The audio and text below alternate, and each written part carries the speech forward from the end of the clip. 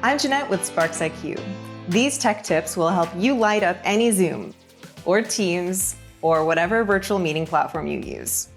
Good lighting can make your video presence so much better, and most people overlook an incredible source of natural light.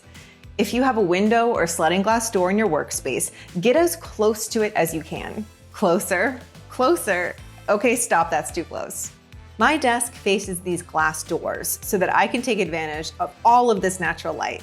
The glass also helps diffuse the light a little bit. If the sunlight gets too harsh, I'll just close my linen curtains. I actually got these just because I wanted something that would block all of the harsh light, but let enough in so that I could still host my virtual meetings here. One of the biggest mistakes that people make is turning their backs on natural light. Most of the time, if you have a bright light source behind you, that light will shoot directly into your camera lens and it will automatically close, which makes your face even harder to see.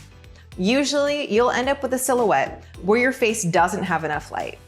And unless you want everyone in your meeting thinking they're watching an episode of 60 Minutes, turn around and face that light.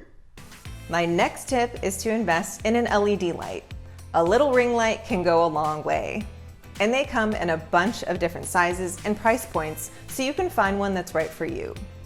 I picked this one because of these great features. This button lets me dim or brighten the light. This one lets me change the color temperature. Ever wonder how some people's virtual backgrounds actually look real? One reason is that their light is the same color temperature. Light is on a scale from cool to warm. Blue light is cold. Orange light is warm. I try to match my ring light color temperature to my virtual background. This light also came with a small tripod that lets me adjust the height of my light. If you have one light, try to place it directly behind your web camera. Try your best to keep your light at eye level and keep your eyes in the top third of your screen.